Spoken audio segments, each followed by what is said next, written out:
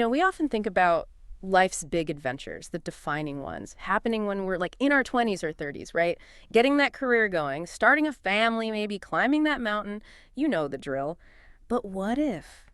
What if the most profound chapter, the really magical stuff, actually kicks off much later? What if fatherhood, that huge adventure, finds its deepest meaning right when society kind of expects you to be?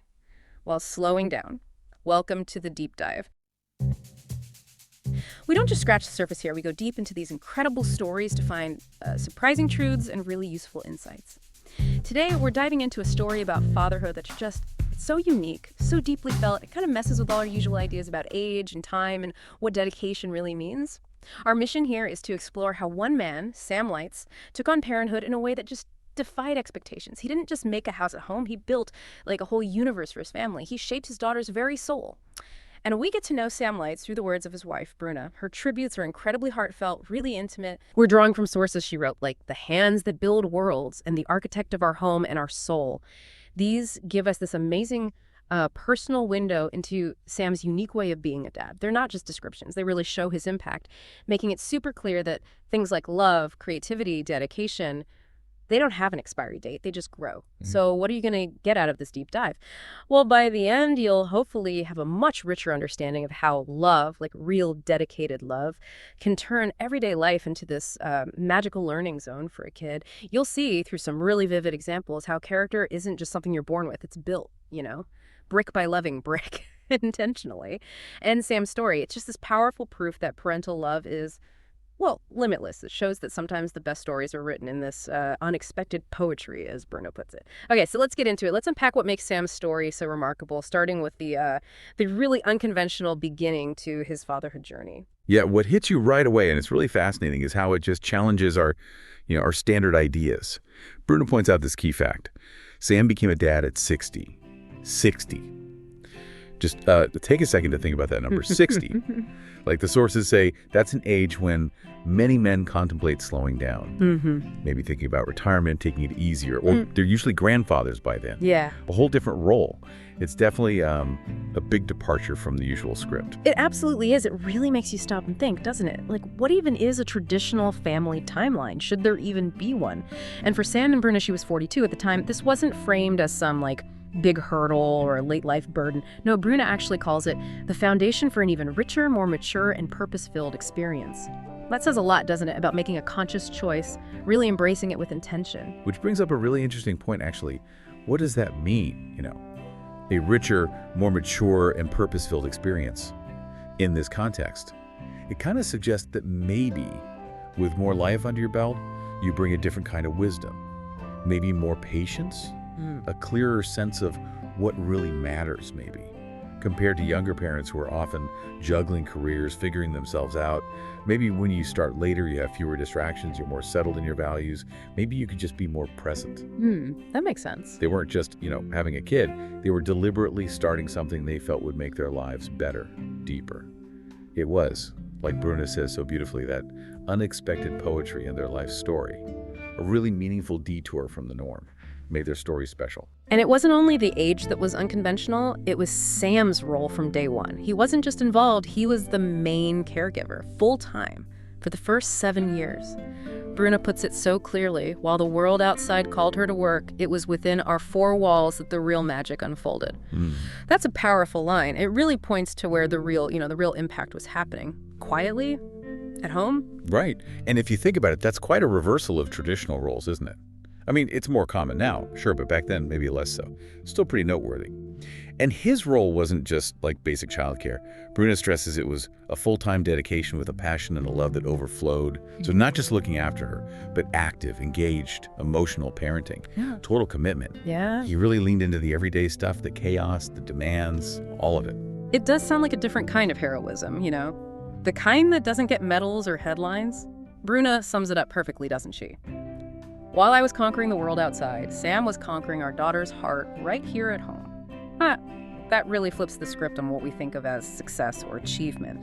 For Sam, the biggest thing, his grandest adventure, was right there, inside their home, shaping a heart, shaping a mind.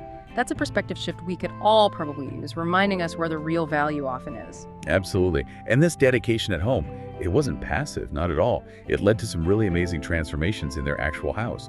The sources keep mentioning Sam's skilled hands and endless creativity, how he brought this vibrancy, this imagination to like every part of their home. He didn't just maintain it, he actively infused it with life. Oh, this is where it gets really fun and visual.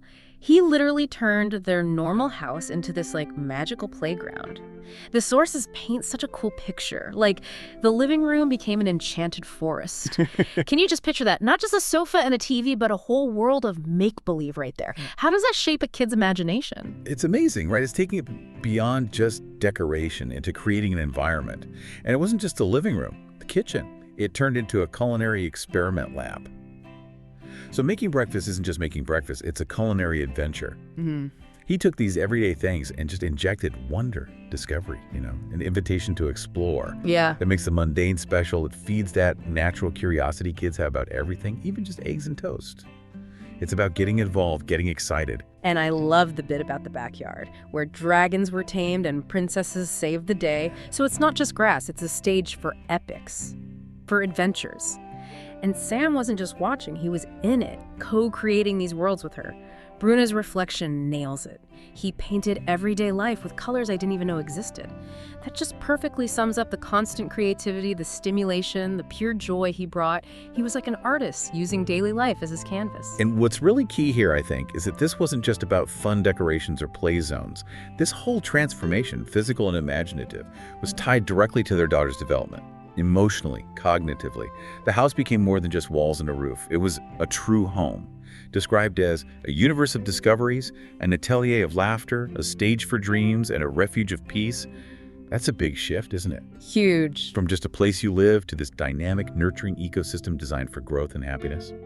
By sparking her imagination all the time, he was building her confidence, her ability to think for herself. And Bruna makes the impact crystal clear. It was in this home created by you that our daughter blossomed. That's it, right there. A direct line drawn between the environment Sam built, this immersive, loving place, and his daughter flourishing. It wasn't accidental. It was the result of this deliberate architectural love, this intentional parenting. Exactly. And Bruna backs this up with these really strong sensory details. She says, the walls heard laughter, the windows saw imagination soar, and every corner held a memory of a father who gave his all. That's not abstract. It's like tangible proof. A home saturated with life, joy, and the feeling of this incredibly dedicated parent always being there. It paints this picture of a childhood just steeped in imagination, but also in feeling incredibly safe and like anything's possible. Imagine feeling your whole world was designed for you. Okay, so we've seen the big picture transforming the whole house. Amazing. But what about the small moments? The everyday stuff? Because, anyone who spent time with kids knows that's where so much of parenting happens. Those little interactions that just add up. How did that same creativity and presence show up there? Well, that leads perfectly into one of the most touching stories in the sources. It really sums up Sam's presence, his incredible patience. Bruna remembers this one image, Sam at 67, lying in the grass, watching butterflies with her, explaining metamorphosis with the patience of someone who had all the time in the world. And then she adds, because for him, in that moment, she was his world. Wow. Wow is right. That one image just says so much, doesn't it? It's not just teaching science, metamorphosis. It's about making something complex feel simple, real, personal, through just being there, connecting. It shows a dad totally lost in his kid's curiosity, willing to slow right down, get on her level, give his entire focus to that one moment of shared wonder, that kind of presence, that deliberate focus on the child's world. That's gold. It builds security, it builds curiosity, it tells the child, what you care about, I care about deeply. It really is gold. And this small moment, it perfectly reflects his overall approach, guiding her through her first steps, her first words, her first discoveries, all with what Bruna calls patience I deeply admire. It's such a good reminder that the parenting that really shapes kids often happens in these quiet, everyday moments, when a parent is just fully there, attentive. And that patience, it's not passive, is it? It's active. It's engaging with how the child learns, letting them explore, make mistakes, find their own rhythm. And his creativity wasn't just for big projects or science lessons. It was woven into everything, daily routines too. The sources have these great little examples, like getting dressed. Not a chore. He turned it into a fun superhero game. How cool is that? So cool. And think about teaching shoe tying. That can be frustrating, right? But Sam, he did it with a song he made up. Yeah. That's not just teaching a skill, it's making learning fun, personal, memorable. Yeah. It just shows a parent who's willing to put in that extra creative effort to make every interaction positive. It fosters a love of learning about, well, everything. And it mentions him making 1,000 different snacks, which, okay, might sound small, but it speaks volumes about his nurturing side, right? Paying attention to what she liked, the constant effort to keep her happy, engaged, nourished. And then there's that universal parent job. Dried tears from scraped knees and turned nightmares into tales of courage.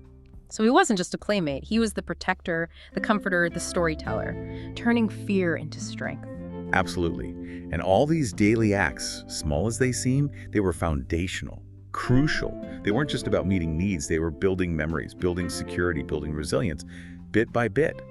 Every little interaction was a chance to connect, to teach, to reinforce love, which leads us to how even playtime was structured. Bruna says clearly, every game on the living room floor, every bedtime story was a lesson, a teaching of resilience, of curiosity, of how to be a better human being. So, not just mindless sun. That's a really powerful idea. Play with purpose. It makes it clear this wasn't just random activity, it was intentional engagement disguised as fun. He wasn't just covering the basics, food, shelter, keeping her busy.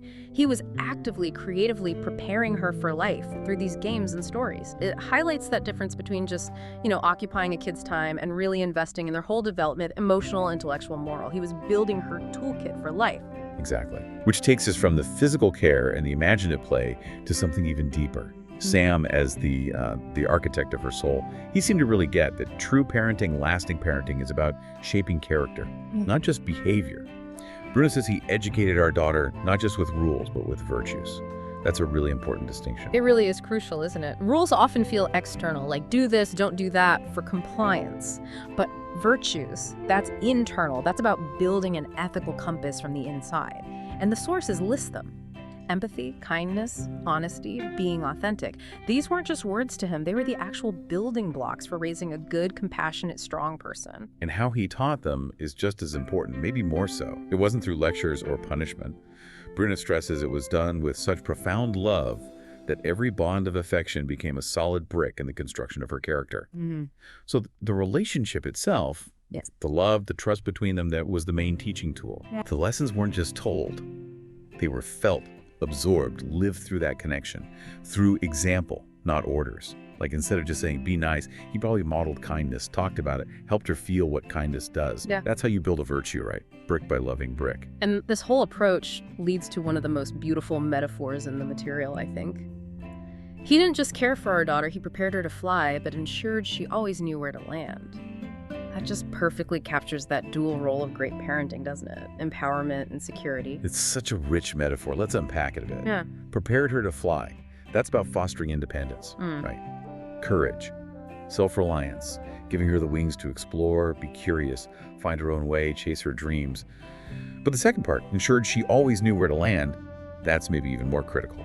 It's about creating that rock-solid, loving foundation, that safe place physically and emotionally she could always come back to no matter what. Yeah. It's giving her the confidence to soar because she knows there's always that safety net, that sense of belonging. He built both the launch pad and the soft landing. And the result of this approach, it speaks for itself. Bruna says he created a little person full of kindness, curiosity, and joy. That's the outcome, isn't it? A child ready to engage with the world, explore it, handle its challenges, but also grounded in love and strong character. That's success. Absolutely. It perfectly reinforces that bigger idea. Sam built not just a home, but also the virtuous soul of our daughter. It's this holistic view of fatherhood covering the physical space and that invisible, crucial inner landscape of character. His dedication didn't just make a nice house. It strengthened the bonds of love that unite us every single day. That's the lasting legacy, isn't it? That ongoing, compounding love. So, hearing all this, hearing about his dedication, his love, it's really no wonder Bruna's gratitude just pours out. You can feel it in her words. Her reflections on their journey are just incredibly moving, really insightful. She says flat out, "My heart overflows with gratitude." It's not just a nice phrase, you really sense the depth of that feeling.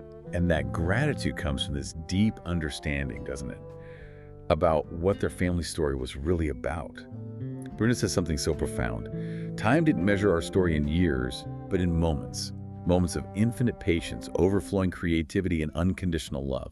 It really challenges how we usually think, right? We're often obsessed with milestones, ages, linear progress. Totally. But she's saying, no, it's the quality of the moments, the depth of connection, the richness of the shared life. That's what defines them. Yeah. Not just the calendar. It's about the richness, not just the duration of the timing. Kind of frees you from the clock, doesn't it? It really does. And it ties into her clear recognition of the magnitude of your love, your sacrifice, your time.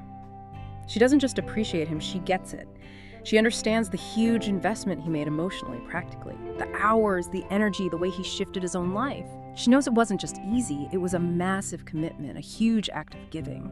And she sees that, values it. That mutual appreciation seems key to their bond. And to really capture all the different facets of his impact, Bruna gives him these beautiful titles. They're not just compliments, they're like perfect little summaries of who he was as a father. Yeah. She calls him the hands that build worlds, which immediately brings back his creativity, right?